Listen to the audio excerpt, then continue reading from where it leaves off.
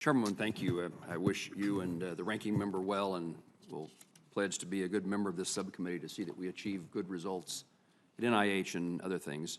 One of the examples of, not in every instance, if you spend money, do you necessarily get a better result, but there is plenty of evidence that at NIH that does occur.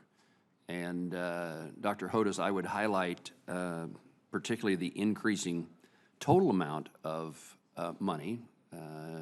So Dr. Tabak, I highlight that to you and what has happened, but in the area of Alzheimer's, I think we've seen significant difference, and perhaps you can tie it to the additional resources that this subcommittee, this Congress has provided to NIH. I would be happy if you'd like to confirm that more resources do make a difference, Dr. Hodes.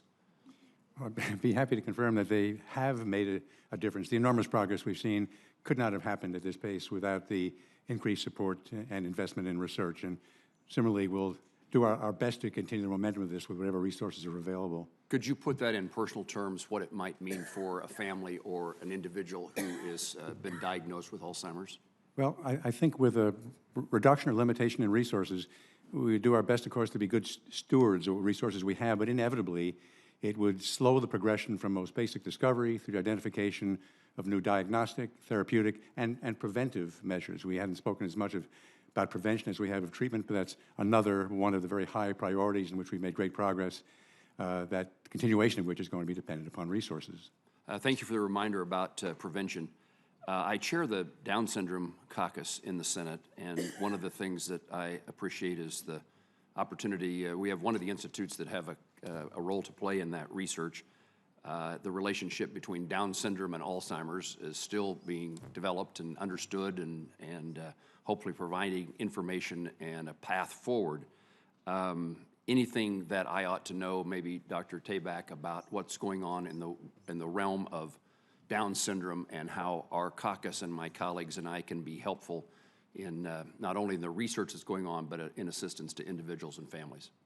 Well, with the continued leadership and support of the Congress, we have expanded our work with individuals with Down syndrome.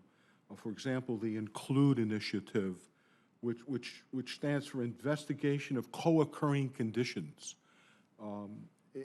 As you know, people with Down syndrome are more susceptible to certain types of disease and are less susceptible to others.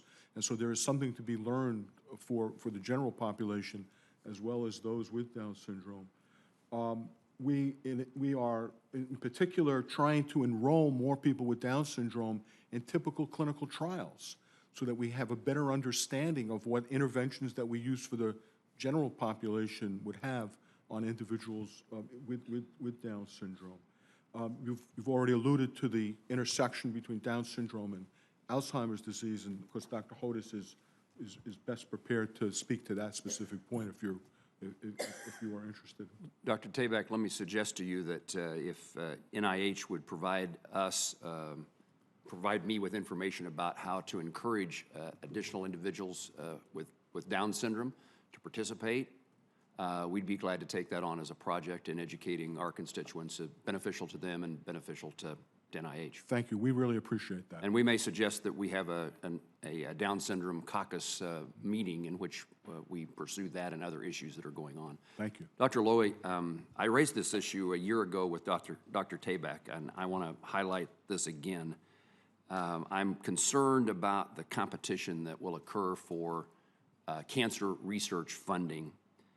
So we have funding at the Advanced Research Project Agency, ARPAA, and I want to make sure that it doesn't come at the expense of basic clinical research at NCI. We also have ARPA-H and the Cancer Moonshot Initiative. And I'm looking for a commitment by you and by NIH that there will be a prioritization that NCI competitive cancer grants will be funded in FY24. Senator Moran, thanks to you and the committee and the long-term strong support, we were able in FY23 to increase the pay line for our large awards from the 11th percentile to the 12th percentile. This will mean more than 100 additional grants than we were able to do in 2022. It is still not enough.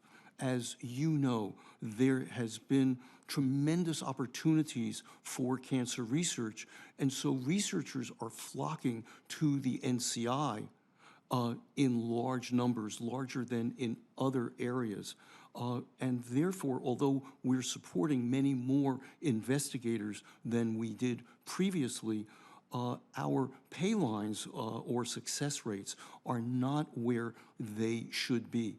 Turning to your specific question about these other entities, I can assure you that we interact regularly with them. For example, with ARPA-H, Dr. Bertagnoli and Dr. Wegerson, who is the head of ARPA-H, meet regularly, but we also are communicating directly with various possibilities of research that could be conducted by ARPA-H versus research that would be more appropriate for NCI, and to work collaboratively and together to make this a reality. Thank you. Chairman, I wish that Dr. Collins was here to hear Dr. Lowy say that researchers are flocking to the NCI, and I would look at that photograph of this young lady whose grant wasn't adopted, and she was leaving ending her career in research. It was something that captured me a long time ago on this topic about individuals that we lose when the money's not there. Thank you.